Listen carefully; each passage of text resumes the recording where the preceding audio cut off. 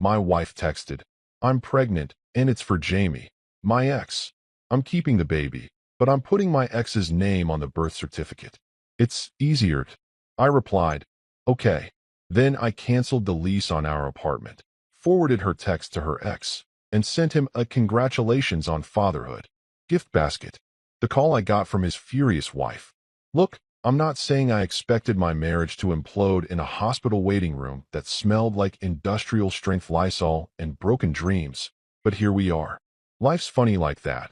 One minute you're scrolling through memes about how hospital coffee tastes like someone filtered it through a gym sock, and the next minute your wife is texting you the kind of message that makes you question whether you've been living in a simulation this whole time. Let me set the scene for you. It was a Tuesday afternoon, which already should have been a red flag because nothing good ever happens on a Tuesday. Mondays get all the hate, but Tuesdays? Those are the days that sneak up on you like a plot twist in a bad soap opera. I was sitting in one of those uncomfortable waiting room chairs that are specifically designed to make you regret every life choice that led you to that moment. You know the ones, covered in some kind of vinyl material that squeaks every time you shift your weight, positioned at an angle that guarantees lower back pain within 15 minutes. Sabrina, my wife of 3 years, was in the examination room getting what I thought was a routine checkup. We'd been trying to be healthier lately. Well, she had been trying, and I had been nodding along while secretly eating gas station burritos in my car during lunch breaks. I figured this was just another one of those preventative care appointments that insurance companies pretend to care about so they can justify their existence. The waiting room had that special kind of fluorescent lighting that makes everyone look like they're auditioning for a zombie movie. There was an elderly couple in the corner, holding hands and whispering to each other in that sweet way that makes you think marriage might actually work out for some people. There was a mom with 2 kids who were currently engaged in what appeared to be a competition to see who could climb the highest on the magazine rack before security intervened. And then there was me, a 31-year-old guy in a wrinkled button-down shirt, mindlessly scrolling through my phone because that's what we do now instead of dealing with reality. I had just saved a particularly good meme about how hospital waiting rooms are where time goes to die when my phone buzzed. A text from Sabrina, which was weird, considering she was literally 10 feet away behind a door with one of those frosted glass windows. I could see her silhouette. She was sitting on the examination table, phone in hand, not looking particularly distressed or concerned or anything that would indicate the bomb she was about to drop on my entire existence. The message popped up on my screen, and I'm not exaggerating when I say I had to read it 3 times before my brain would even process what my eyes were seeing. "I'm pregnant. It's for Jamie, my ex. I'm keeping the baby, but I'm putting his name on the birth certificate. It's easier." I'm talking about the kind of reading where you look at each word individually, like you're trying to decode an ancient language or figure out IKEA instructions written in Latin by someone who clearly hated humanity. "I'm pregnant." Okay, that's a sentence I can understand. "It's for Jamie." Wait, what? "My ex." Hold up. "I'm keeping the baby." Sure, that's a choice. "But I'm putting his name on the birth certificate." Excuse me? It's easier. Easier than what, exactly? My thumbs hovered over the keyboard like they were waiting for my brain to catch up and provide some kind of coherent response. Should I text back, WTF?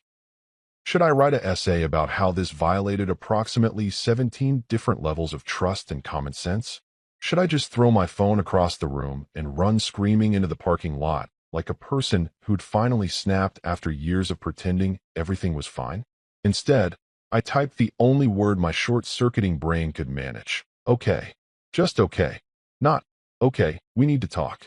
Not, okay, I have questions. Not even, okay, I'm filing for divorce and possibly reporting insurance fraud to the authorities. Just, okay. Like she'd asked me to pick up milk on the way home or reminded me that we had dinner plans with her parents this weekend. I hit send and immediately looked up through that frosted glass window. Sabrina must have been watching for my response because she looked right at me, and I swear to God, she smiled. Not a nervous smile. Not an apologetic, "I know this is crazy, but hear me out" smile. No, this woman smiled like she'd just successfully coordinated a surprise party or remembered to use a coupon at the grocery store. And then, and this is the part that really sealed the deal on my decision to question everything I thought I knew about reality, she gave me a thumbs up. A thumbs up. Like we'd just agreed on where to order takeout from. Like she hadn't just casually mentioned that she was pregnant with someone else's baby and planning to commit what I was pretty sure was some form of fraud. A cheerful, enthusiastic, great job team kind of thumbs up that you'd give to someone who just finished a presentation at work or parallel parked on the first try. The elderly couple was still holding hands. The kids were now trying to build a fort out of the magazines. The fluorescent lights continued to buzz overhead like they were in on the joke. And I was sitting there, phone in hand, staring at my wife's thumbs up through the frosted glass, trying to understand how my Tuesday afternoon had turned into an episode of a reality show I never auditioned for. That's when it hit me, two undeniable truths that crystallized in my mind with perfect clarity. First, betrayal actually hurts. Not in the dramatic, clutching your chest and falling to your knees way they show in movies, but in this weird, hollow, did that actually just happen kind of way that makes you feel like you're watching your life from outside your body. And second, more importantly, my wife might actually be an alien. Because no human being with a normal understanding of social contracts and basic relationship dynamics would text their husband about being pregnant with an ex's baby and then smile and give a thumbs up like everything was totally cool and normal. I looked back down at my phone. The meme about hospital coffee was still there, frozen on my screen above Sabrina's text. Somehow, the coffee joke didn't seem so funny anymore. Here's something they don't tell you about marriage when you're standing at the altar promising to love each other through sickness and health and all that other stuff you don't really think about until you're knee-deep in it. After enough years together, you develop exactly two operating modes. There's love mode, which is what you signed up for, the romance, the partnership, the whole we're in this together vibe that makes you think humans might actually be capable of not screwing everything up. And then there's logistics mode, which is what kicks in when you need to figure out whose turn it is to take out the trash, who's picking up the dry cleaning, and apparently, who's going to handle the fallout when your spouse decides to commit what might be several different types of fraud. Since Love had clearly left the chat, probably around the same time Sabrina hit send on that text message, I did what any reasonable person would do in this situation. I switched to logistics mode so hard you could practically hear the gears grinding in my head. No crying. No dramatic confrontations in the hospital parking lot. No throwing things or making a scene that would end up on someone's TikTok. Just pure, cold, calculated problem solving. Think of it like when your computer crashes and you have to restart in safe mode. Except instead of Windows, it's my entire marriage. And instead of trying to recover files, I'm trying to figure out how to extract myself from this disaster with my sanity and bank account relatively intact. The first call I made was to Liam, my best friend since college, and the only person I know who managed to make being a paralegal sound like the most exciting job in the world. Liam's the kind of guy who reads legal briefs for fun and gets genuinely excited about precedent-setting court cases. He's also the kind of friend who won't judge you when you call him at 3 in the afternoon with increasingly unhinged hypothetical questions. "Hey man," I said, trying to keep my voice casual like I was asking about his opinion on which pizza place delivered faster. Quick question. Hypothetically speaking, and I really want to emphasize the hypothetical part here. If someone were to put another man's name on a birth certificate while they're still legally married to someone else, that would be fraud, right? Like actual legal fraud that could get someone in trouble. There was a pause on the other end of the line. I could practically hear Liam's lawyer brain spinning up like a computer processing a complex equation. "Oh, absolutely," he finally said, and I could hear the curiosity creeping into his voice. "That's paternity fraud, potentially insurance fraud depending on the circumstances, possibly identity theft if they're forging documents. We're talking multiple felonies here." "Why do you ask?" "No reason," I said, way too quickly to be believable. "Just, curious. Totally hypothetical. Just one of those random thoughts you have sometimes. Like, what if I could breathe underwater? Or what if my wife tried to put her ex-boyfriend's name on a birth certificate for insurance purposes?" "Miles, what the hell is going on?" "Nothing. Everything's great. Super hypothetical. Thanks for the info, buddy. You're the best. Let's grab beers soon and definitely not talk about this." I hung up before he could ask any more questions, which I'm sure only made him more convinced that something was deeply wrong. But hey, I'd gotten the information I needed, and that's what mattered. Next on my logistics checklist was the apartment situation. See, Sabrina and I had been renting this place for 2 years from Mrs. Patel.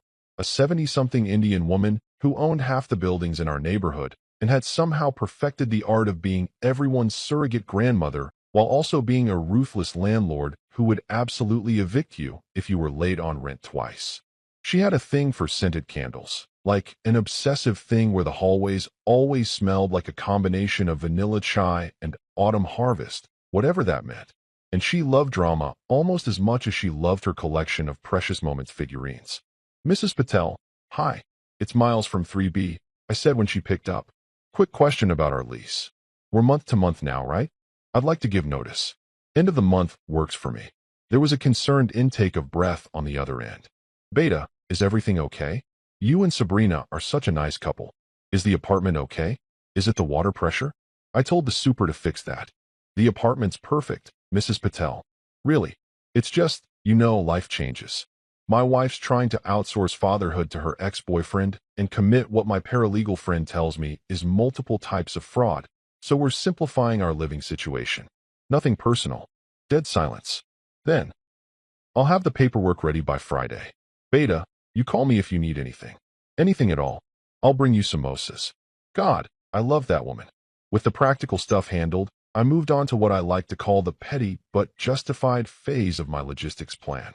I pulled up Facebook, which I rarely used except for remembering people's birthdays and seeing what my high school classmates were doing with their lives, and I searched for Jamie Thornton, Sabrina's ex. The guy who apparently had such good insurance that my wife was willing to blow up our marriage just to get access to it. It didn't take long to find him. His profile picture was him and some woman, his wife, I assumed, on a beach somewhere, both of them smiling like they'd just won the lottery and discovered that taxes didn't exist. His feed was full of the kind of posts that make you understand why people hate social media. Vacation photos, humble brags about work achievements, pictures of artisanal coffee drinks, and approximately 17 photos of them at what appeared to be various charity galas. They looked happy, successful, like people who had their lives together and definitely didn't expect to get a text message about surprise fatherhood. The woman in his photos, I scrolled until I found her tag name, Camille Brooks, had her own impressive profile.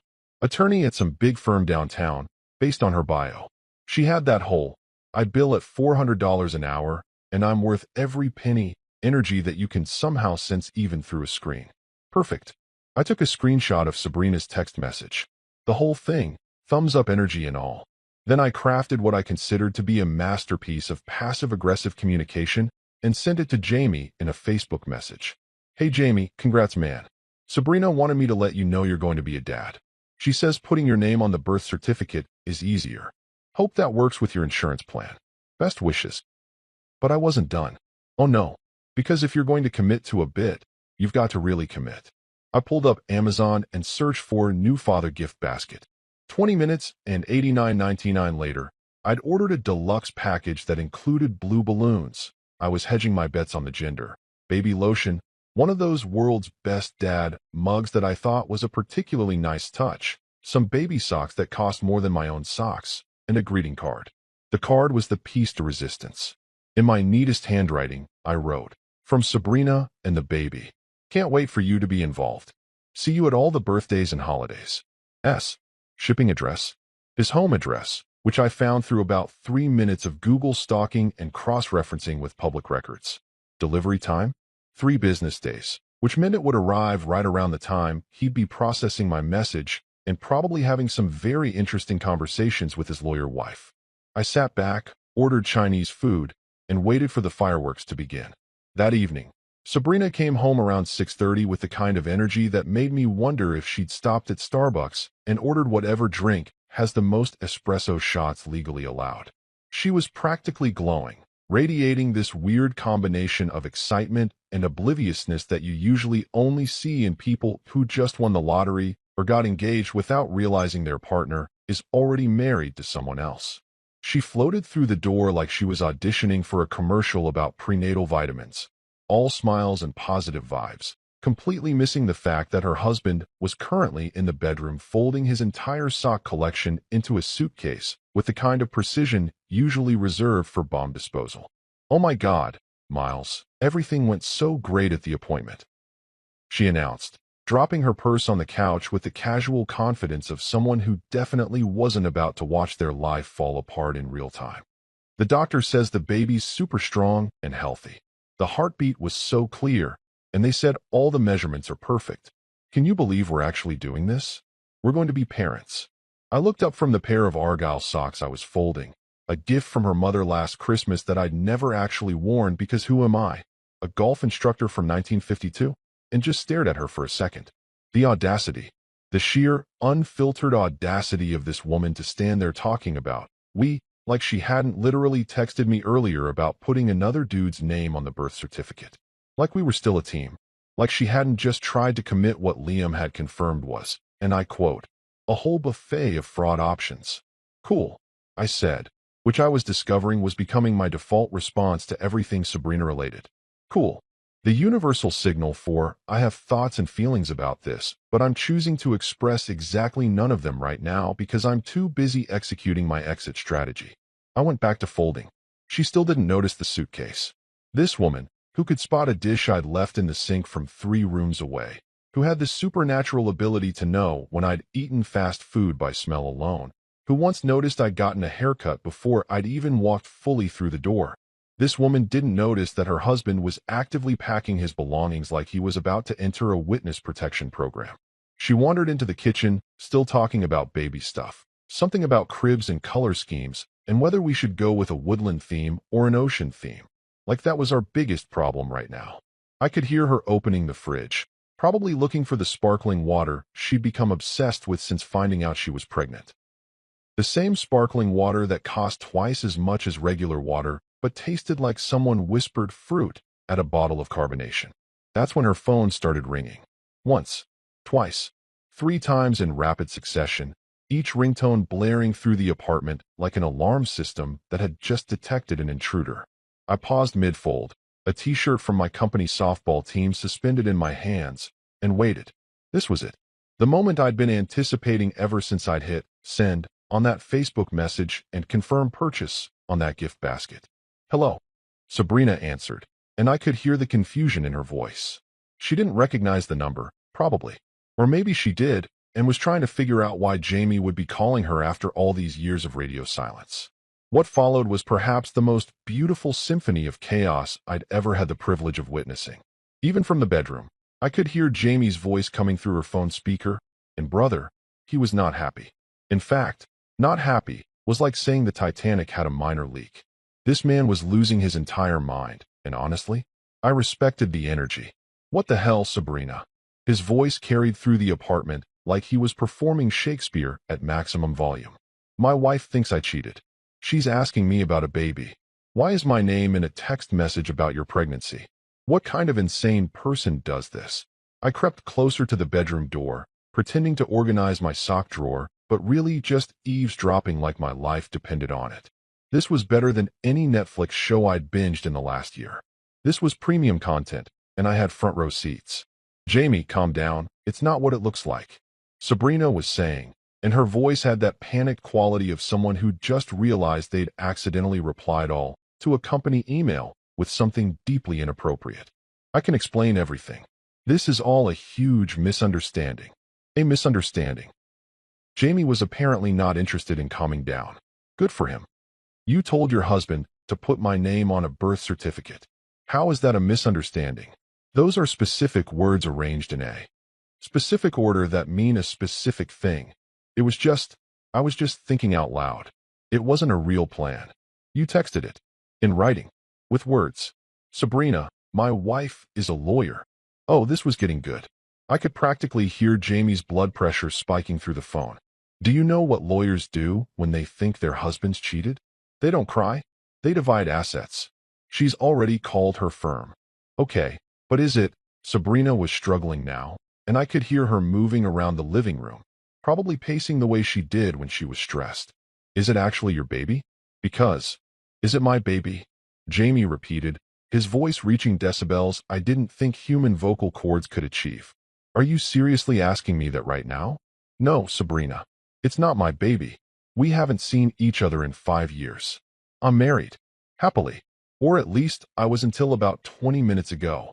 Well then what's the problem?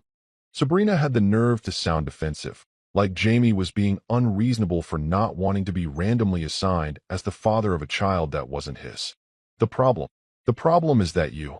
Oh my God. I can't. I'm done. Don't contact me. Don't text me.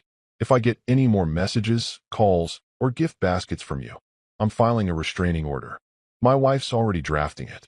Have a nice life, Sabrina. Hope the insurance was worth it. Click. The sound of him hanging up echoed through the apartment like a gavel coming down in a courtroom. Beautiful. Perfect. Chef's kiss. There was silence for about 5 seconds. 5 glorious seconds where I imagined Sabrina was standing in our living room, phone still pressed to her ear, trying to process what had just happened. Then I heard her footsteps, fast and purposeful, coming toward the bedroom. She burst through the door like a cop executing a warrant, and her eyes immediately went to the suitcase on the bed, the half-empty closet, the pile of my stuff organized into neat categories. I watched her face go through about 17 different emotions in 3 seconds. Confusion, realization, shock, anger, and finally settling on this look that was somewhere between betrayed and impressed. "Did you do this?" she asked, her voice dangerously quiet. "Did you tell Jamie? Did you send him that text?" I carefully folded the softball t-shirt and placed it in the suitcase, taking my time, making sure the corners were perfectly aligned. Then I looked up at her, matched her energy, and gave her my best customer service smile, the one that says, "I'm being polite, but I'd rather be literally anywhere else." "Do what?" I asked innocently. "Support the father? I mean, you said it yourself. It's easier this way."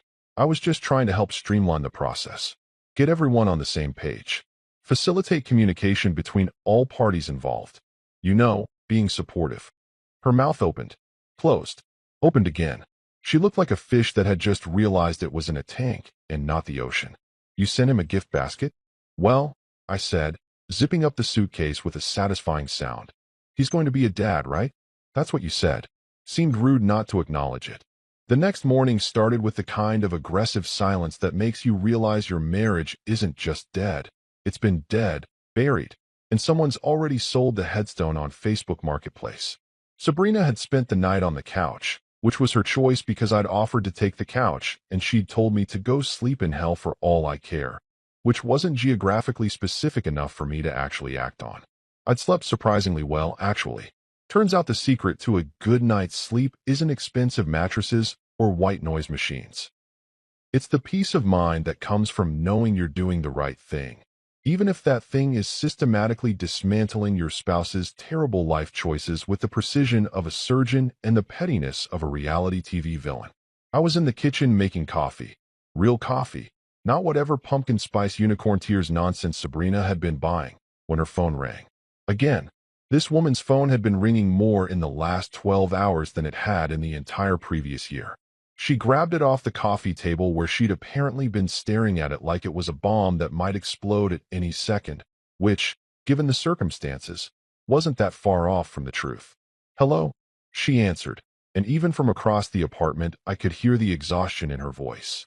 The kind of exhaustion that comes from staying up all night trying to figure out how your foolproof plan turned into a dumpster fire that's visible from space.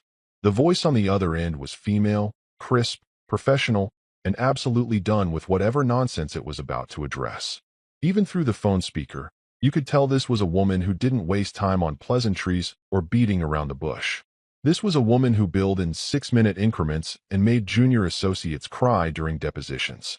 "Is this Sabrina?" the voice asked, and it had that particular tone that lawyers use when they already know the answer but want to establish it for the record anyway. "Yes, who is this?" "Camille Brooks, Jamie's wife. I believe you two have been having some interesting text conversations about my husband's alleged involvement in your pregnancy." Oh man, oh man, oh man, oh man. This was it. This was the moment I'd been waiting for. I turned off the coffee maker. This conversation deserved my full attention. I leaned against the kitchen counter, cradling my half-full mug, and prepared to witness what I was pretty sure would be a masterclass in professional verbal destruction. "Look, I can explain," Sabrina started, but Camille cut her off with the efficiency of someone who'd been cutting off people's excuses for a living for the past decade. "No, I don't think you can, actually. But here's what I can explain to you." Camille's voice was calm, measured, and somehow more terrifying than if she'd been yelling. If you put my husband's name on any legal document, birth certificate, insurance claim, medical record, back of a Denny's napkin, I don't care. I will personally ensure that you spend the next several years understanding exactly how the legal system treats fraud. I will make it my hobby, my passion project. I will approach your prosecution with the same enthusiasm that people reserve for training for marathons or learning to make sourdough bread. I had to bite my lip to keep from laughing. This woman was incredible. She was like if a legal textbook and a flamethrower had a baby, and that baby passed the bar exam with honors. I wasn't actually going to, Sabrina tried again, but Camille was on a roll. You texted your husband about it. That's premeditation. That's evidence. That's me having a very easy time proving intent. Do you know what happens to people who commit paternity fraud? Let me give you a preview. It involves fines, possible jail time, and a criminal record that makes getting any job harder than explaining cryptocurrency to a golden retriever. There was silence on Sabrina's end. The kind of silence that happens when someone realizes they've brought a plastic spoon to a sword fight. Furthermore, Camille continued, and I could practically hear her ticking points off on her fingers. If you contact my husband again, call, text, email, carrier pigeon, smoke signals, telepathy, I will file for a restraining order so fast you'll think the legal system has Amazon Prime. Are we clear? Crystal, Sabrina whispered, and she sounded like a kid who'd just been called to the principal's office and realized they left their excuse note at home. Excellent. Have a wonderful day. I hope your baby is healthy. I hope you figure out your life. I hope you learn that insurance fraud is not a viable financial planning strategy. Click. Sabrina sat there for a moment, phone still pressed to her ear, staring at nothing. Then she looked at me standing in the kitchen doorway with my coffee mug, and I could see her trying to figure out if I was somehow responsible for this too. Spoiler alert, I wasn't. This was just karma doing its thing, and karma apparently had a law degree and a bone to pick.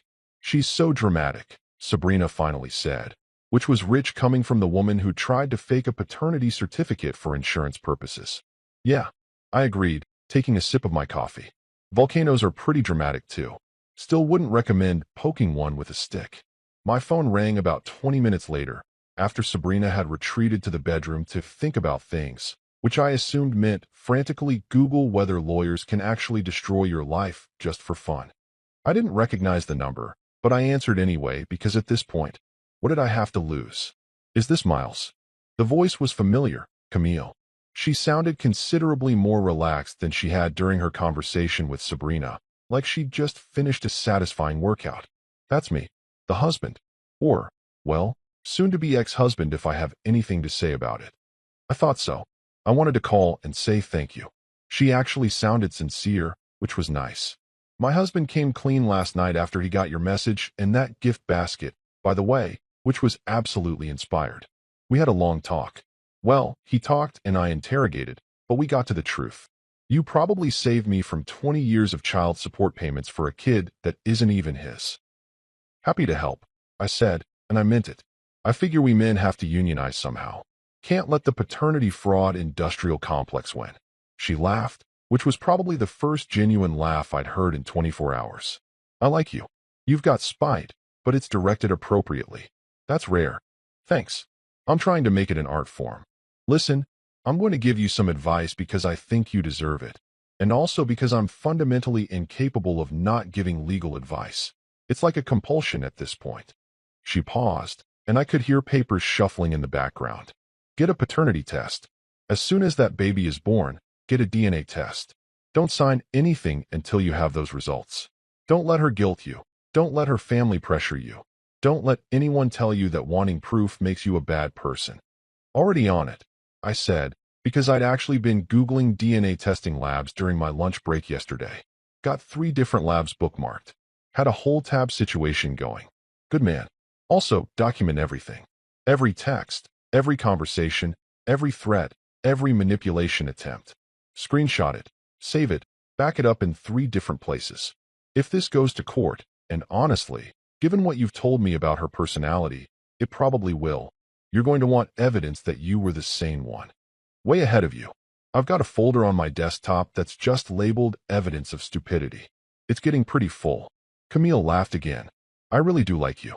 Look, If you need any recommendations for lawyers when the time comes, I know people. Good people. People who will absolutely demolish someone who tries to commit fraud and then plays victim. I might take you up on that. Please do. And Miles, don't let her make you feel bad for protecting yourself.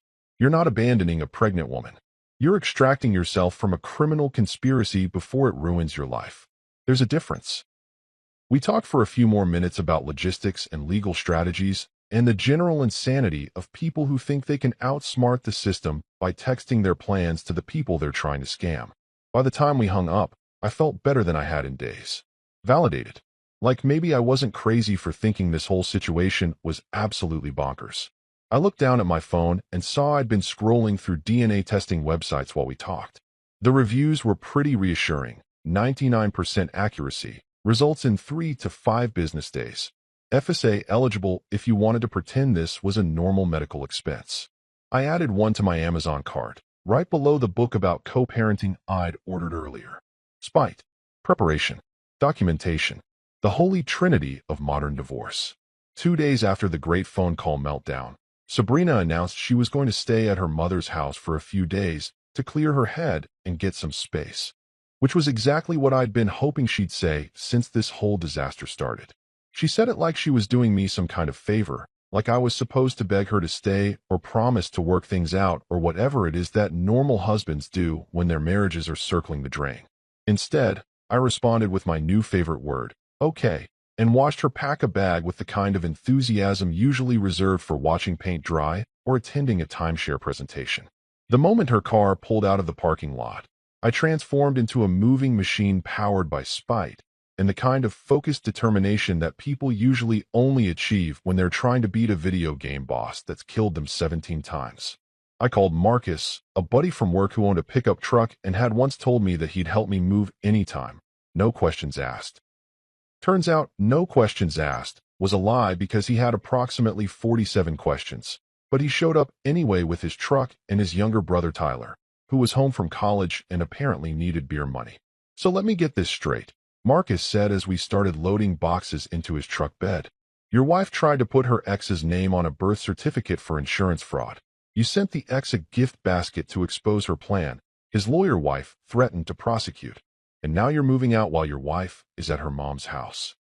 That's the gist of it, yeah. Bro, your life is like if a telenovela and a legal thriller had a baby. Tyler was loading my desktop computer into the truck with the kind of careful reverence that suggested he understood the sacred bond between a man and his gaming setup. This is wild. Can I tell people about this? My roommates would lose their minds. Tell whoever you want, man.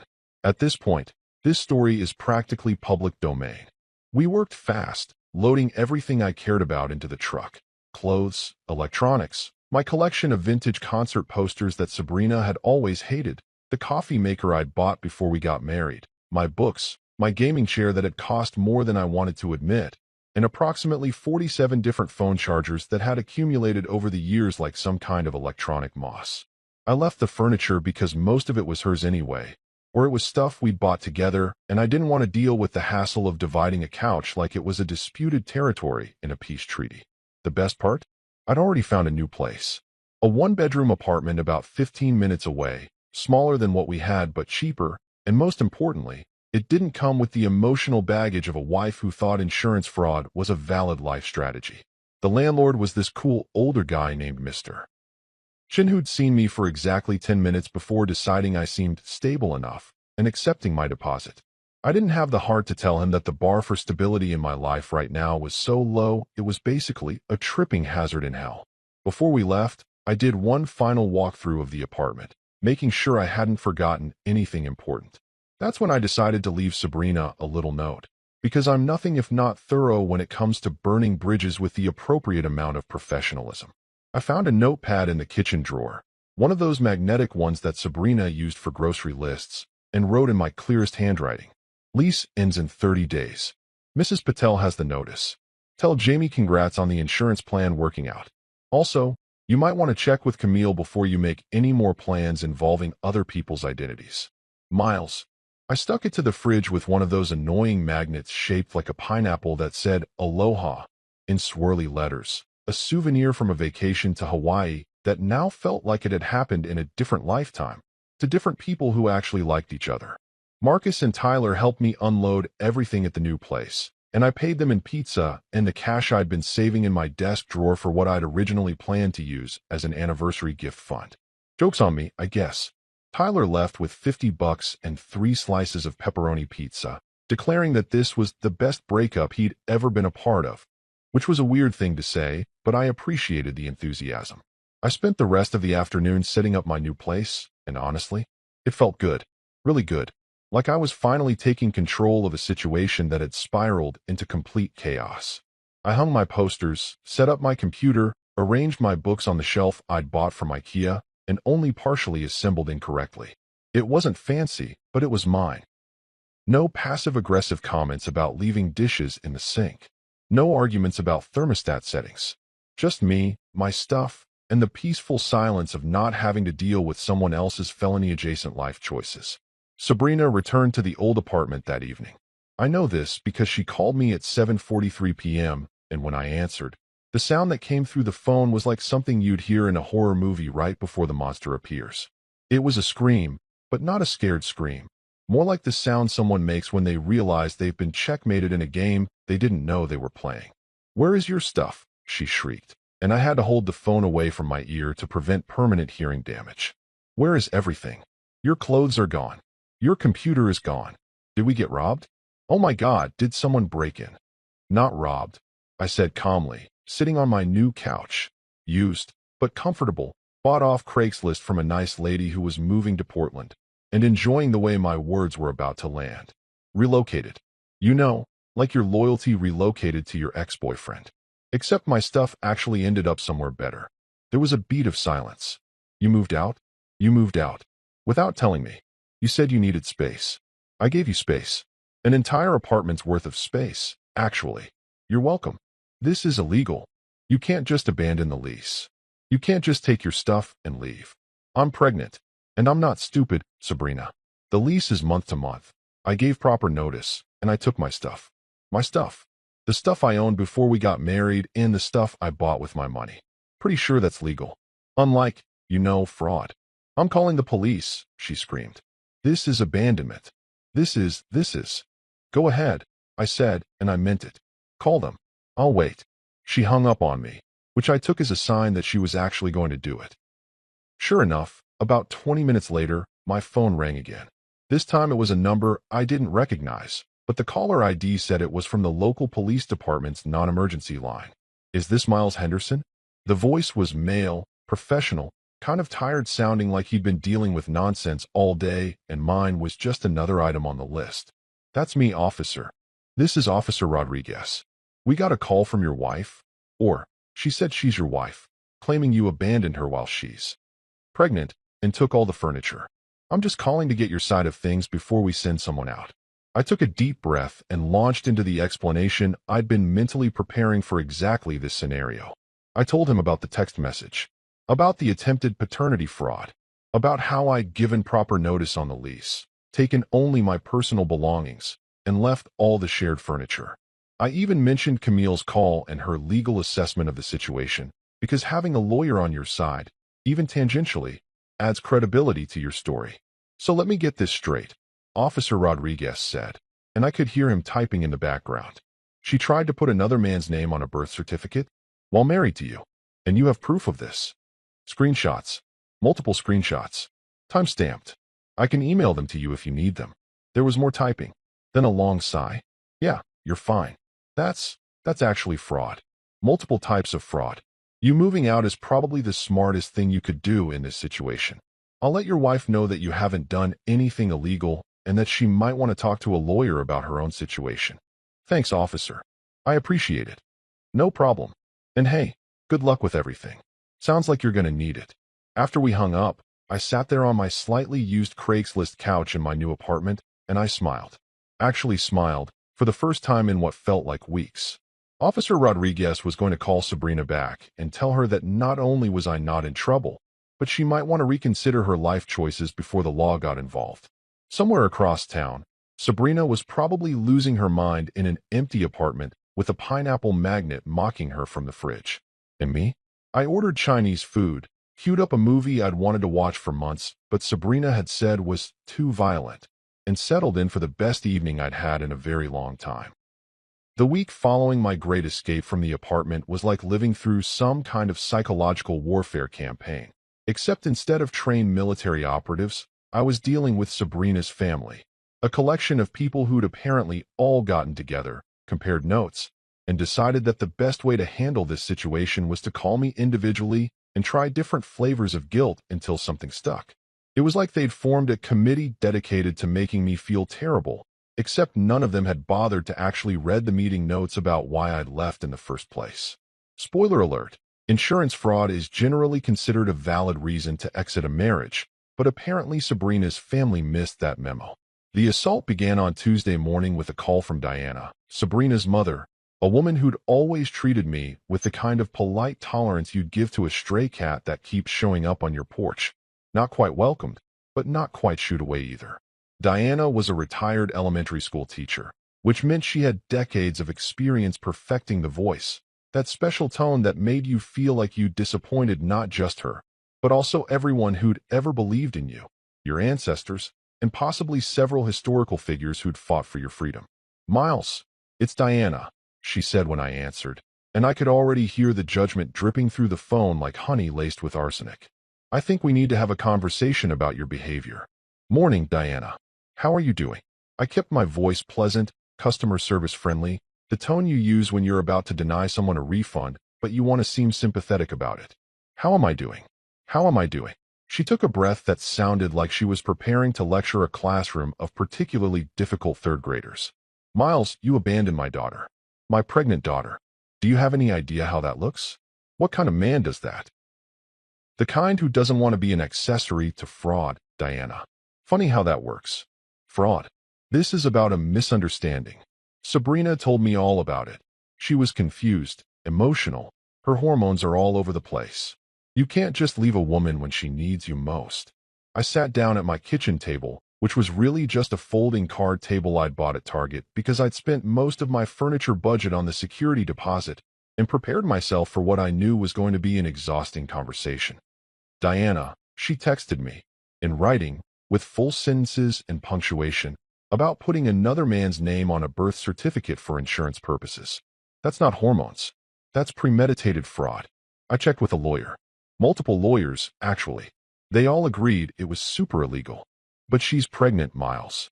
With your child. Don't you care about your family?" "Actually, we don't know if it's my child yet. That's kind of the whole problem. And I do care about family.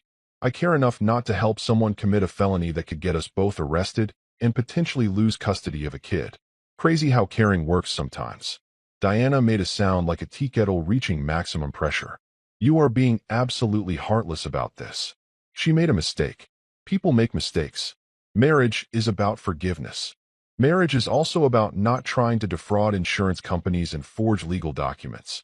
But apparently that didn't make it into the vows. "Look, Diana, I appreciate you calling. But unless you're calling to tell me Sabrina's turned herself into the authorities and is seeking professional help, I don't think we have much to discuss." She hung up on me, which I took as a victory. One down, who knows how many more to go.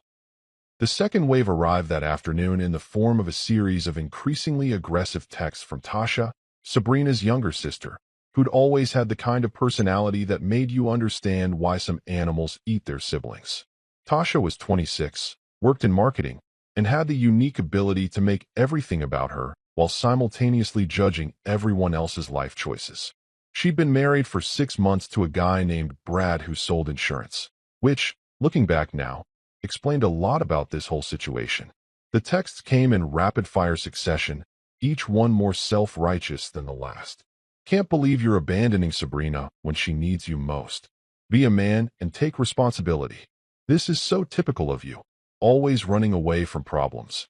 What kind of person leaves their pregnant wife? Mom is devastated BTW. Hope you're happy." I stared at my phone, watching the messages pile up like a car crash happening in slow motion, and decided that this one deserved a response. I cracked my knuckles, positioned my thumbs over the keyboard, and typed out what I considered to be a masterpiece of concise communication. "Hi Tasha. Quick question. If Brad tried to put another guy's name on legal documents to commit fraud, Would you stick around? Or would you run so fast you'd break the sound barrier? Also, take responsibility for what exactly? Her crime or her creative writing? Please be specific. Thanks. She started typing. Stopped. Started again. Stopped. I watched the 3 dots appear and disappear about 7 times before she finally sent. That's different. How? Brad would never do that. Exactly. Brad also probably isn't committing fraud. See how that works? Anyway, give him my best. Tell him I said the insurance industry is lucky to have such an ethical representative. She stopped responding after that, but I could tell she'd screenshot our conversation and sent it to the family group chat because my phone immediately started buzzing with a call from Sabrina's dad, Frank. Of all of Sabrina's family members, Frank was the one I'd actually liked. He was a retired electrician, straight-shooter type, the kind of guy who said what he meant and didn't play games. We'd bonded over baseball and the shared experience of being surrounded by women who communicated in subtext and emotional warfare. I'd hoped he might be different, might actually understand why I'd done what I'd done. I was wrong. Son, he said when I answered, and his voice had that disappointed father quality that hits different when it comes from someone you actually respect. Can we talk man to man for a minute? Sure, Frank. What's up? Look, I know Sabrina messed up. I'm not saying she didn't. What she did was stupid, and if I'm being honest, I don't know what the hell she was thinking. He paused, and I could hear him exhaling, probably standing on his back porch with a beer like he did when he needed to think. But she's still my daughter. And that baby, whether you want to believe it or not, that's probably your grandkid in there. Can't you just, I don't know, can't you forgive her? Work it out? Go to counseling or something? This was harder to respond to because Frank wasn't yelling or guilt-tripping in the obvious way Diana and Tasha had. He was just a dad trying to protect his kid, even when his kid had done something indefensible. I got it. I even respected it. But that didn't change the facts. Frank, I appreciate what you're trying to do here. I really do. But let me ask you something. If someone tried to forge your name on a legal document, would you trust them again? Would you want to be legally tied to them for the next 18 years? That's not. Because that's what we're talking about here. She didn't just lie to me. She tried to involve me in fraud. Active fraud. And when I found out, instead of apologizing or trying to make it right, she got mad at me for exposing it. That's not a mistake, Frank. That's a character issue. There was a long silence on the other end of the line. I could hear ice clinking in a glass, probably whiskey this time instead of beer. So that's it. You're just done? After 3 years of marriage. After 3 years of marriage and one text message that proved I never really knew who I married. Yeah, I'm done. I'm sorry, Frank. I know this isn't what you wanted to hear, but I can't set myself on fire to keep Sabrina warm. Especially when she's the one who brought the matches. He sighed, a deep, heavy sound that made me feel like garbage even though I knew I was right. All right, I tried. Can't say I blame you, honestly. If one of my electrician buddies tried to pull something like this, I'd never work with him again. I hoped you'd be different. I hoped she'd be different too, Frank. Guess we're both disappointed. After Frank hung up, I sat there in my apartment for a while, just staring at my phone, waiting to see who'd be next in the guilt parade. By the end of the day, I'd received calls from Sabrina's Aunt Carol, her cousin Jennifer, and a random number that turned out to be someone from her church group who'd heard about the situation and wanted to remind me that Jesus forgave people and maybe I should try it sometime. I told Church Lady that Jesus never had to deal with insurance fraud and suggested she read the fine print on those commandments. By 9 p.m., my phone finally stopped ringing. I'd been called heartless, soulless, cruel, abandoning, typical male, emotionally unavailable, legally confusing, and my personal favorite from Tasha's follow-up text. Probably why millennials have such a bad reputation. I looked at that last one for a long time, then typed back. Pretty sure committing fraud is worse for our generation's reputation than leaving someone who commits fraud. But what do I know? I'm just legally confusing. Then I blocked everyone except Frank, ordered a pizza, and called it a day. Progress, I decided, sometimes looks like a blocked contact list and pepperoni with extra cheese. There's a special kind of person who, when their private manipulation tactics fail, decides the logical next step is to take the show public. These are the people who post vague Facebook statuses like, "Some people really show their true colors," and then act surprised when everyone asks what happened. They're the digital equivalent of someone setting their own house on fire and then complaining about the smoke.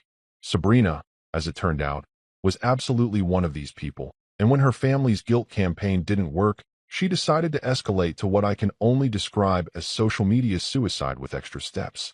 It was a Thursday evening, and I was at my new apartment doing what I considered to be extremely productive post-divorce activities, specifically, assembling a bookshelf from IKEA while watching YouTube videos about how to properly assemble bookshelves from IKEA, because apparently I needed a video tutorial to understand diagrams that looked like they'd been drawn by someone having a stroke. My phone was on silent, which was a new policy I'd implemented after the great family guilt tour of the previous week, so I didn't see the notifications piling up until I took a break to grab a beer from my fridge. 17 text messages, 9 missed calls, 43 Facebook notifications. Either someone had died, or Sabrina had done something spectacularly stupid. Given the week I'd been having, I was betting on option 2. I opened Facebook, which I'd been avoiding like it was a website that gave your computer viruses just by looking at it, and immediately saw that I'd been tagged in multiple posts. Not just mentioned, tagged. Like people wanted to make absolutely sure I saw whatever digital train wreck was happening. The first notification was from my coworker Jenny, who worked in accounting and had the kind of personality that made her simultaneously the best person to grab drinks with and the worst person to trust with gossip, because she'd absolutely tell everyone, but make it sound so entertaining you couldn't even be mad. Jenny's message was simple. Dude, check Sabrina's Facebook. Bring popcorn. I navigated to Sabrina's profile with the kind of dread usually reserved for opening medical bills or clicking on links your parents send you that definitely contain viruses. And there it was, posted approximately 47 minutes ago, written in that particular style of passive-aggressive martyrdom that makes you understand why aliens haven't contacted us yet. It's amazing how some men can't handle a strong woman who's trying to do what's best for her child. When you're willing to make sacrifices for your baby's future and your husband abandons you instead of supporting you, really shows who people are. I'm done being silent about this. I deserve better. My baby deserves better. Hashtag single mom strong, hashtag pregnancy journey, hashtag toxic masculinity, hashtag doing what's best. I had to read it 3 times because my brain kept rejecting it like a computer trying to process a command that made no logical sense. This woman who tried to commit fraud, who'd attempted to put another man's name on a birth certificate, who'd gotten threatening calls from a lawyer and had the police politely tell her she was in the wrong. This woman was posting on Facebook about being a victim of toxic masculinity. The audacity, the sheer, unfiltered, weapons-grade audacity. But the best part, the absolute chef's kiss of this entire situation, was the comments section. Because apparently, Sabrina had forgotten that we had mutual friends. A lot of mutual friends. Friends who'd been at our wedding. Friends who knew both sides of the story because, turns out, when you try to commit fraud via text message, word gets around faster than videos of cats falling off tables. The first comment, posted just 2 minutes after her status, was from my buddy Marcus. The same Marcus who'd helped me move and had apparently decided that discretion was for people who weren't this entertained. Didn't you try to name your ex as the dad for insurance? Girl what? 32 likes. 32. The next comment was from someone I didn't even know, a friend of a friend named Ashley who apparently had no filter and a lot of opinions. Wait, is this the woman my friend told me about who tried to commit paternity fraud? Ma'am, this is not the flex you think it is. Then came Sarah, who'd been Sabrina's college roommate and apparently had been waiting years to let loose. Sabrina, I love you, but this ain't it. You literally texted your husband about putting another man's name on legal documents. That's not doing what's best for your baby. That's called insurance fraud. Delete this before your lawyer sees it. More comments piled on, and I watched in real time as Sabrina's attempt at gaining sympathy transformed into a digital execution. People were posting links to articles about paternity fraud. Someone shared a screenshot of the legal code about falsifying birth certificates. One person, bless them, actually tagged the local police department's Facebook page with a, "Is this something you guys should know about?" which was simultaneously hilarious and probably not helping anyone's case. My phone started ringing. It was Derek, my friend from high school who now worked as a paralegal at a different firm than Liam, but had the same obsession with legal drama. "Bro, are you seeing this?" he said without even saying hello. "Your wife just confessed to attempted fraud on Facebook." On Facebook, Miles. I'm watching someone's defense case fall apart in real time. This is better than Law and Order. I'm watching it too, I said, genuinely unable to look away from the comment section, which had now devolved into people arguing about whether insurance fraud was worse than abandoning a pregnant woman, with most people landing firmly on the fraud is definitely worse side of the debate. She's going to delete this, right? Derek asked. Please tell me someone told her to delete this. As if on cue, another comment appeared, this time from someone with a profile picture that showed them in a business suit and a bio that said attorney at law. The comment was short, professional, and absolutely devastating. Ma'am, as a lawyer, I strongly advise you to delete this post immediately and consult with legal counsel before posting anything else about this situation. You are creating evidence against yourself. I checked the timestamp on Sabrina's original post. 51 minutes. It had been up for 51 minutes, and in that time, it had received 73 comments, most of them not supportive, and had been shared 16 times. 16 different people thought this was interesting enough to share with their own friend groups.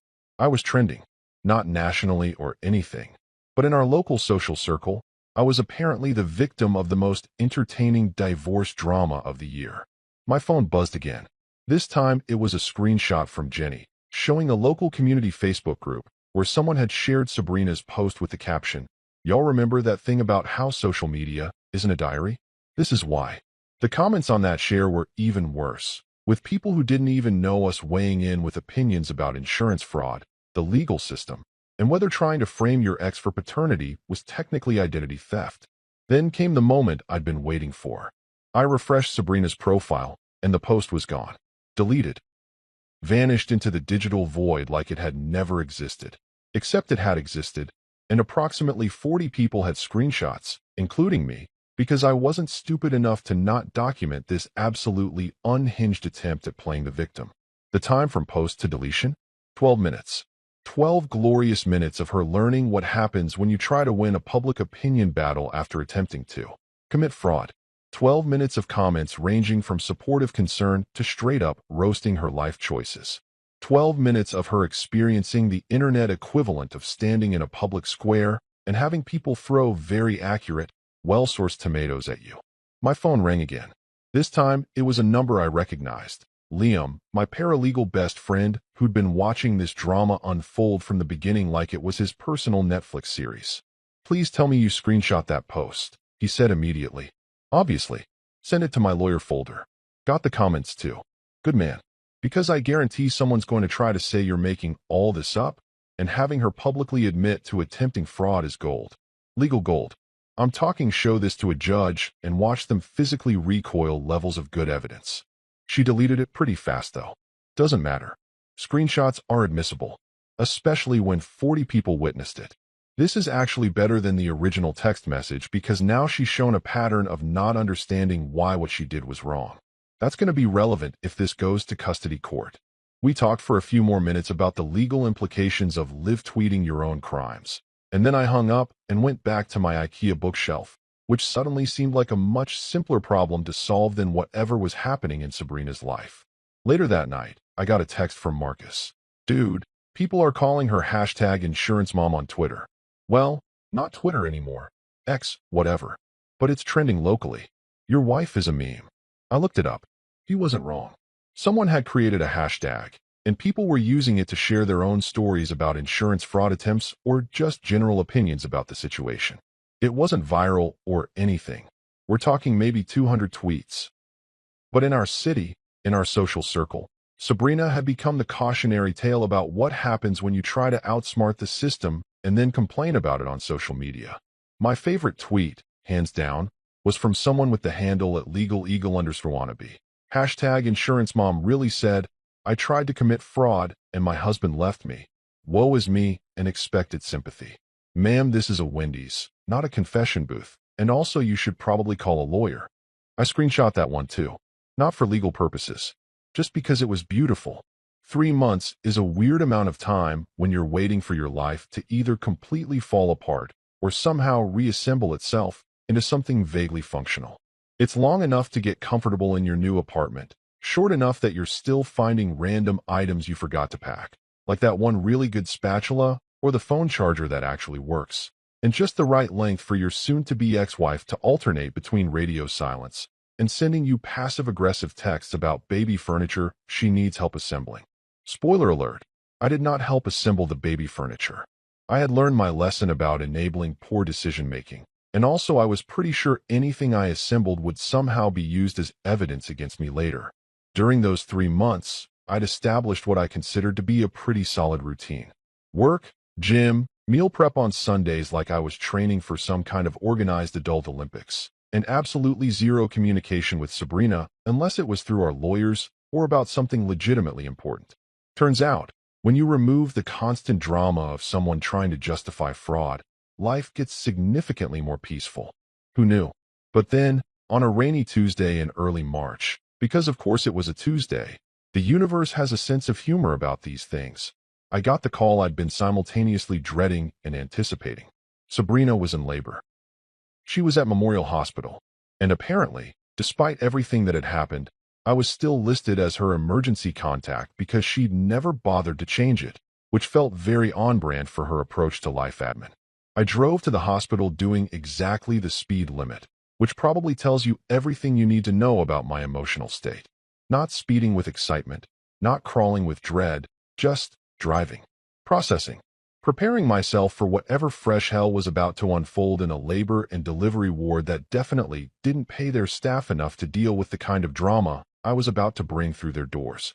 When I got there, Sabrina was already in a delivery room, surrounded by her mother Diana and her sister Tasha, both of whom gave me looks that could have curdled milk from across the room.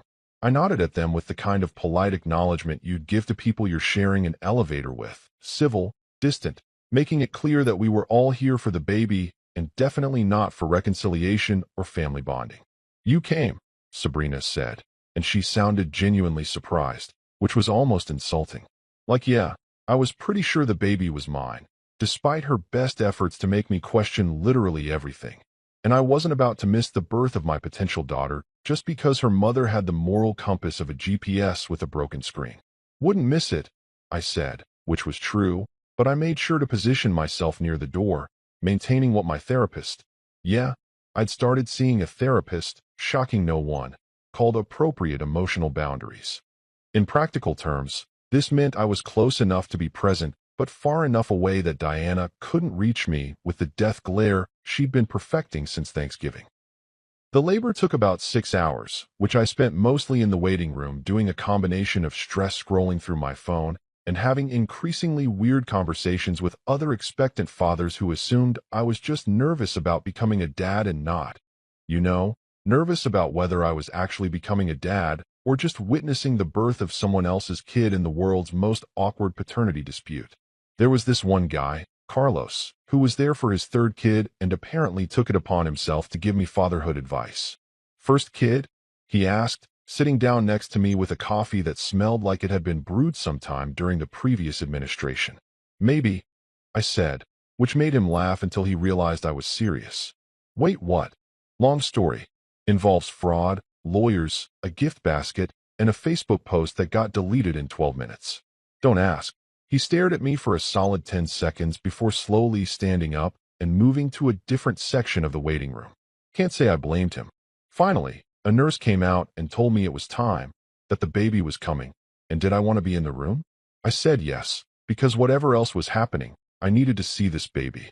I needed to look at her and know, on some gut level, whether she was mine before the science confirmed it. And then there she was. Lila Marie Henderson. Sabrina had at least done me the courtesy of not trying to give her a different last name. 7 pounds, 3 ounces, with a full head of dark hair and the kind of tiny, scrunched-up face that all newborns have, like they're already judging you for bringing them into this mess of a world. But here's the thing that got me.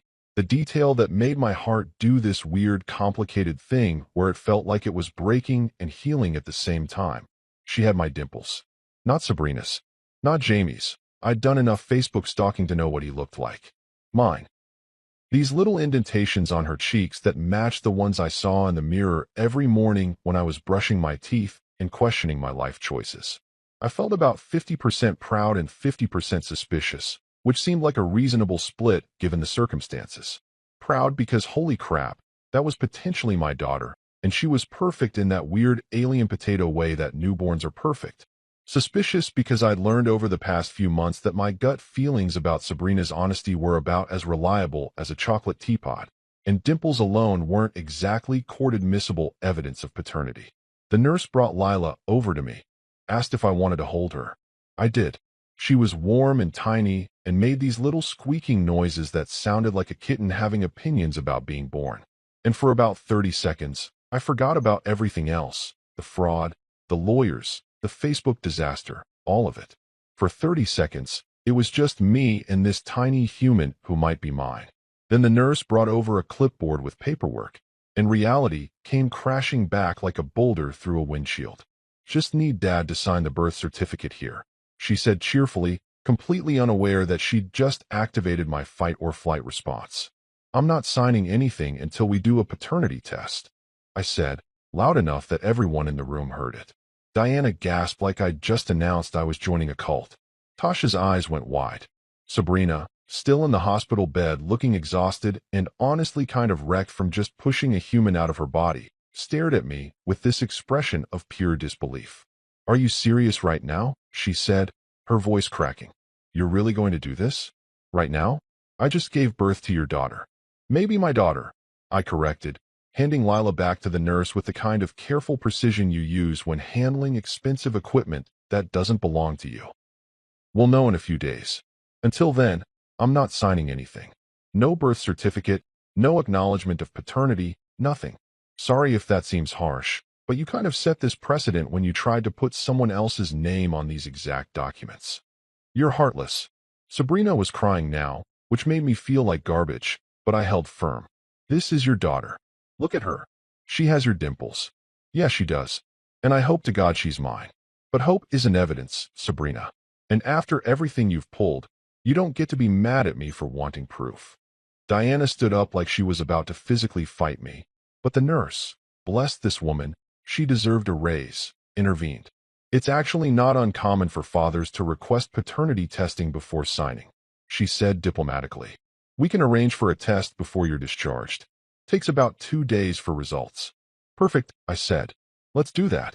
I left the hospital that night without signing anything, listening to Sabrina call me every name in the book and a few that weren't even in the book, more like in the deleted chapters that publishers deemed too aggressive. Tasha tried to block my exit like a hockey goalie, telling me I was ruining everything and going to regret this forever. Diana just cried, which was somehow worse than the yelling. But I went home, ordered Thai food, and called my lawyer to tell him we'd need those paternity test results rushed. He told me I'd done the right thing. Liam told me I'd done the right thing. My therapist, in our emergency phone session, told me I'd done the right thing. Even Carlos, the guy from the waiting room who I'd terrified earlier, had apparently asked the nurses about me and left a note that said, "Stick to your guns, bro," with his phone number, which was weirdly touching. 2 days felt like 2 years. I went to work, pretended to focus on spreadsheets and emails, checked my phone every 17 seconds for the call from the testing lab. I stress ate an entire pizza by myself on Wednesday night. I reorganized my apartment on Thursday morning at 3 a.m. because I couldn't sleep. I Googled, what if paternity test is negative, and how to deal with not being a father to a baby you thought was yours, and then immediately cleared my search history because that was too depressing to leave evidence of. Friday afternoon at 2:47 p.m., my phone rang. Testing lab. I answered so fast I almost dropped my phone. Mr. Henderson? This is Jennifer from DNA Solutions Lab. I'm calling with your paternity test results. Hit me. Congratulations. Based on our analysis, you are the biological father. Probability of paternity is 99.99%. I sat down on my couch, the good couch I'd bought after moving out, not the Craigslist one, and felt about 17 different emotions simultaneously. Relief that Lila was mine, that I actually was a father, that those dimples meant what I hoped they meant. Rage that Sabrina had almost robbed me of my daughter for easier insurance, that she'd put me through months of doubt and stress and legal fees. Joy that I had a kid. Terror that I had a kid. Exhaustion from everything that had led to this moment. Thank you, I managed to say. Can you email me those results? Already sent. You should have them now. I checked my email. There it was. Official letterhead, official results, official confirmation that Lila was mine. After I got the paternity results confirming that Lila was mine, I experienced what I can only describe as the emotional equivalent of a roller coaster designed by someone who failed physics. Lots of ups and downs, a few moments where you question your life choices, and a general sense that you might throw up at any second, but you're committed to the ride now, so you might as well see it through. I was a father. Officially, scientifically, legally a father. Which meant I had rights, responsibilities, and according to Sabrina's lawyer, a whole lot of audacity for thinking I deserved to be in my daughter's life after abandoning her mother during her most vulnerable time. Yeah, that's what we were going with. Apparently, Sabrina's legal strategy was to completely ignore the whole insurance fraud situation and focus entirely on the fact that I'd moved out while she was pregnant, painting me as some kind of deadbeat villain in a Lifetime movie about single mothers overcoming adversity. Her lawyer, a woman named Patricia Whitmore, who looked like she exclusively shopped at and Taylor and drank green smoothies that cost more than my car payment, had filed for full custody with supervised visitation for me. Supervised. Like I was some kind of threat to my own daughter because I'd had the audacity to not want to be complicit in fraud. The court date was set for a Thursday in late March, which gave me exactly 3 weeks to prepare my defense with my lawyer, Michael Chun. No relation to my landlord, Mr. Chun, though they'd probably have gotten along great because they both had this calm, unflappable energy that made you feel like everything was going to be fine even when it definitely wasn't. Michael was in his 40s, had been practicing family law for 15 years, and had this way of explaining legal strategy that made it sound like we were planning a heist instead of a custody hearing. Here's the thing, Michael said during one of our prep meetings, spreading documents across his desk like a general planning a military campaign. She's going to paint you as unstable, vindictive, unsupportive. Basically every negative adjective she can think of that doesn't technically constitute slander. But we have something better than adjectives. We have evidence. So much evidence that I had to create a separate folder in my filing system just for your case, and I labeled it evidence of stupidity because you already named it that, and honestly, I couldn't think of anything better. I love this man. If the custody hearing went well, I was absolutely sending him a fruit basket. A legitimate one, not a passive-aggressive one. The morning of the hearing, I put on my best suit, the one I'd bought for a wedding 2 years ago and had only worn twice since because most of my life didn't require looking like I understood compound interest and had a retirement plan. I showed up at the courthouse 30 minutes early because Michael had told me that judges notice punctuality, and also because I'm neurotic about being late to things that could determine the next 18 years of my life. The courtroom looked exactly like you'd expect a family court to look. Beige walls, fluorescent lighting that made everyone look vaguely ill, rows of wooden benches that were designed to be uncomfortable enough to make you want to settle out of court, and a general atmosphere of congratulations. Your personal life is now a matter of public record. Sabrina was already there with Patricia, both of them wearing power suits and expressions that suggested they thought this was going to be an easy win. I sat down next to Michael at our table, and he leaned over to whisper, "Remember, stay calm no matter what they say. Don't react. Don't make faces. Just sit there and look like a responsible father who makes good decisions, which, given the evidence we have, should be pretty easy." "What if I want to make faces, though?" I whispered back.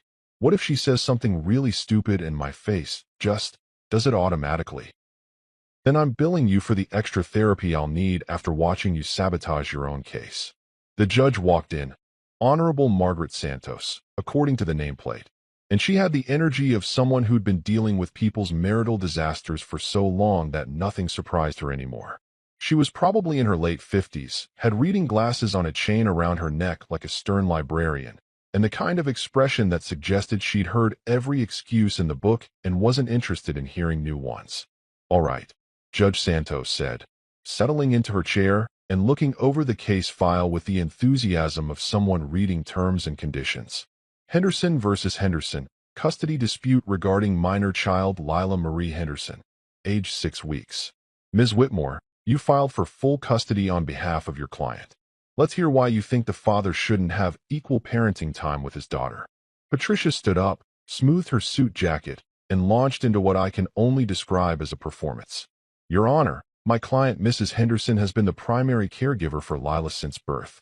Mr. Henderson abandoned Mrs. Henderson during her pregnancy, moved out of their shared residence without warning, and has shown a pattern of vindictive behavior designed to hurt his wife rather than support his family. He refused to sign the birth certificate until a paternity test was completed, demonstrating a fundamental lack of trust and commitment to his child. I felt Michael tense next to me, but he stayed quiet. This was her opening statement. We'd get our turn. Furthermore, Patricia continued, warming up to her theme. Mr. Henderson has made no effort to reconcile with Mrs. Henderson or create a stable two-parent household for their daughter. Instead, he has isolated himself, showing an unwillingness to co-parent effectively. We believe that full custody with supervised visitation is in the best interest of the child until Mr. Henderson can demonstrate consistent, supportive behavior. Judge Santos made some notes, her face revealing absolutely nothing. Mr. Chun, your response? Michael stood up, and I swear the temperature in the room dropped about 5 degrees from the sheer cold professionalism radiating off him. He picked up a folder, the one labeled Evidence of Stupidity, and approached the bench. Your Honor, with all due respect to Ms. Whitmore's creative interpretation of events, I'd like to present some context that I believe is relevant to this case. He opened the folder with the kind of dramatic flair that made me understand why he'd gone to law school instead of becoming an actor. Exhibit A text message from Mrs. Henderson to Mr. Henderson, sent while she was at a prenatal appointment. He handed a printed screenshot to the judge. I watched Judge Santos's eyes skim the text, and I swear I saw her eyebrows move approximately 1 millimeter upward, which in judge speak probably meant, what the actual hell am I reading?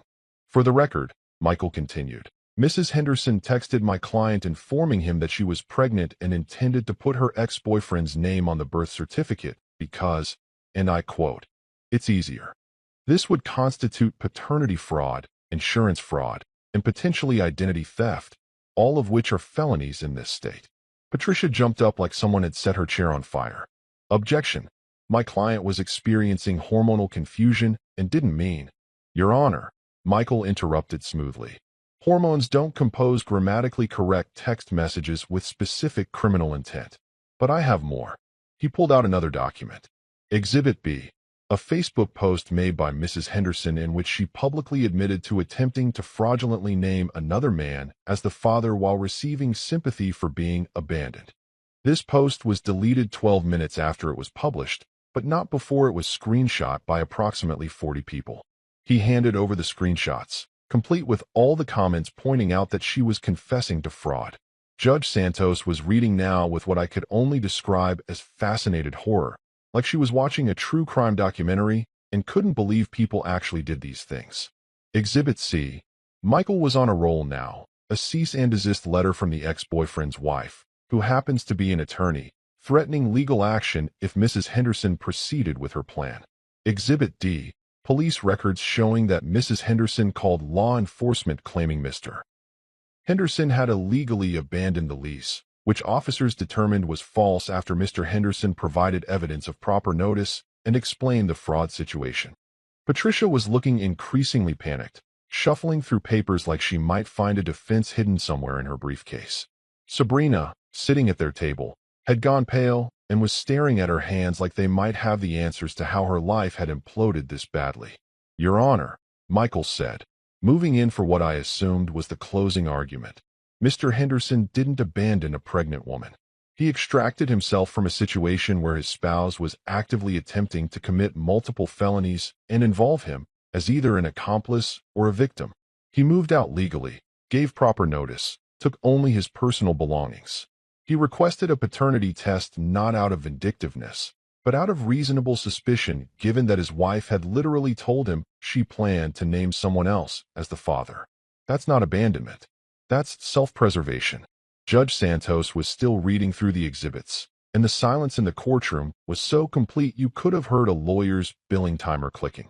Finally, she looked up, removed her reading glasses, and fixed Sabrina with a stare that probably made hardened criminals reconsider their life choices. Mrs. Henderson, you texted your husband that you were going to put another man's name on your child's birth certificate because it was easier. Sabrina's voice came out small and shaky. I wasn't thinking clearly, Your Honor. The pregnancy hormones. Ma'am. Judge Santos's voice had the kind of sharp edge that could cut through excuses like butter.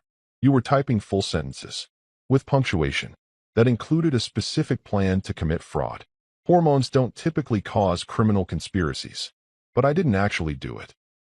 Because your husband exposed your plan before you could, and because the man you tried to frame has a lawyer wife who threatened to prosecute you. That's not reformation, Mrs. Henderson. That's getting caught. The judge spent another minute reviewing the documents, and I could see Patricia trying to salvage something, anything, from this disaster. But there wasn't much to salvage when your client had basically documented their own attempted crime in writing and then doubled down on social media. Here's my ruling, Judge Santos finally said, and everyone in the courtroom seemed to lean forward simultaneously. Judge Santos gave us joint custody, which honestly felt like a win considering Sabrina's lawyer had been gunning for supervised visitation like I was some kind of criminal. The judge also mandated therapy for Sabrina, court-ordered therapy, the kind you can't skip without consequences, and gave her a warning that made my entire month. One more stunt like this, Mrs. Henderson, and you'll be lucky if you get supervised visitation on alternating Tuesdays. Now it's just me and baby Lila 3 days a week, working toward 50-50 custody once she's older. I built her nursery myself in my apartment, painted it a soft pink that the lady at Home Depot promised would be soothing for infants and adults questioning their life choices. The room is quiet, peaceful, and most importantly, drama-free. It's the complete opposite of her mother's personality, and I consider that a parenting win. Sabrina still tries her manipulation tactics, obviously. Turns out old habits die hard, especially when those habits involve expecting other people to fund your poor financial planning. Last week she texted, "Can you pay my electricity bill? For Lila's sake. She needs a warm place to stay." I Venmo'd her exactly $20 with the note, for Lila's nightlight. That should cover it. She called me pathetic, which I took as a compliment at this point. So I sent another $5 with the memo, for tissues to cry into. She blocked me on Venmo. Totally worth it. The best part of this whole saga? Camille and Jamie sent a card when Lila was born. A real, physical card with a handwritten note that said, "Congratulations on your daughter. Glad we all dodged that hurricane together. Best wishes to you and Lila." P.S. That gift basket was legendary. They included a gift card to Target, which I used to buy diapers because turns out babies go through those things like I go through coffee, constantly, and in concerning quantities.